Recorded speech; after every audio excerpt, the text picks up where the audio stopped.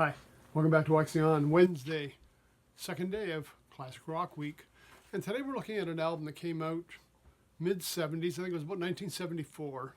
And I mentioned to you before when I was in high school, we had a jukebox in the cafeteria. All through the lunch hour, people play music. And one of the ones that got played over and over again, and there were a few. I mean, this time Joe Cocker's Mad Dogs and Englishmen had come out. We were hearing The Letter. We were hearing Cry Me a River. Those were pretty popular. Albert Flasher by the Guess Who. Led Zeppelin. And this one, 18 by Alice Cooper. And that's my first exposure to the music of Alice Cooper.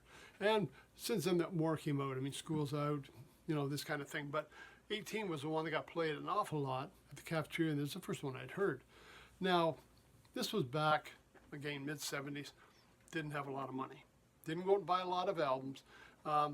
Later on, I accumulated more albums, but I didn't have any Alice Cooper albums at this point. 1974 released a Greatest Hits album. Couldn't afford to buy it then, but I did get it when it came out on cassette. So I don't know how many years ago that was. And as you know, if you've watched the show, my cassettes are missing. So anyways, we're doing it this way. Alice Cooper's Greatest Hits. Recorded 1970-73, released in 1974. And I'll just read you something about it that I didn't know because the cassette didn't come with a lot of information. It basically just gave you the song titles on this one. So that was one of the downfalls of, cassettes and 8-tracks. 8-tracks gave you nothing.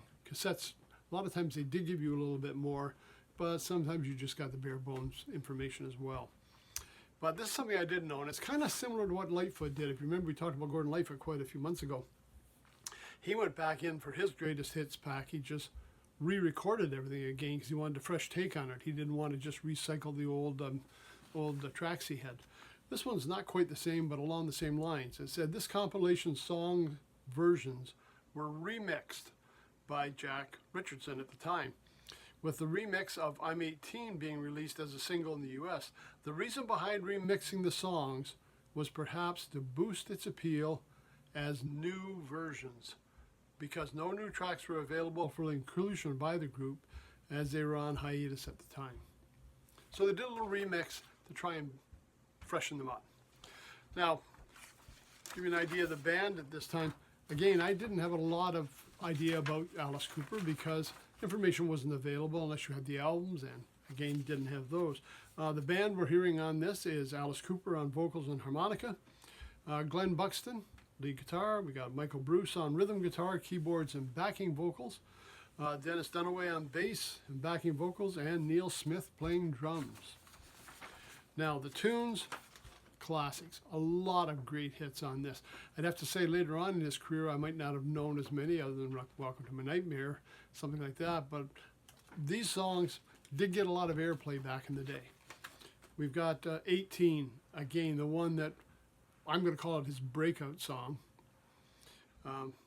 It's My Body, Desperado, not to be confused with the Eagles' Desperado. This one written by Alice Cooper and Bruce.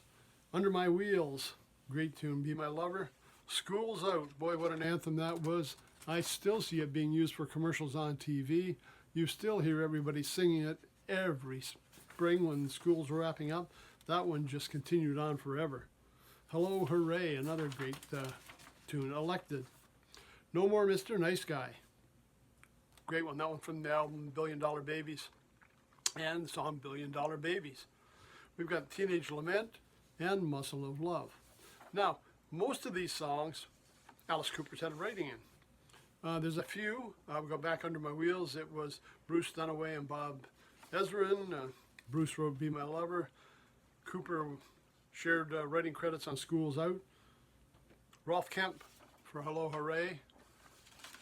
Cooper back in with pretty much everything else on the album. The Elected, No More Mr. Nice Guy, Billion Dollar Babies. Him and Michael Bruce, the guitar player, seem to share a lot of the writing credits. And for an album that's just fun, takes you back, some great memories, some great music. I mean, here's Alice Cooper. This is 1973, 1970 that we're looking at. So we're talking, what, 53 years ago? 53 years ago, man, he was out there cranking out these tunes. And He's still out and on tour. Now, fronting the band Hollywood Vampires, lead vocalist, front man, backed up by some great guitarists, Joe Perry and, hey, Johnny Depp playing guitar with him. I don't know how much they have out available right now. I did see a video, I believe it was on YouTube the other day, but well worth checking out. But here he is, I mean, that many years later, still out there as a front man and rocking hard. Well worth taking a look at. I'm sorry it took me so long to get to him. I was just going through lists and trying to remember some of the cassettes I'd had. Alice Cooper's Greatest Hits, well worth taking a look at. A lot of his catalog on the streaming networks, not hard to find. Take a chance, go back and take a look at some of that older stuff. Me, I'm going to have to take a look at some of the newer stuff because I'd forgotten to take a look at him in a while. Anyways, that's it for Wednesday. Alice Cooper. See you on Friday. Another great show, Classic Rock. Till then, everybody take care. Stay safe. Thanks for stopping by.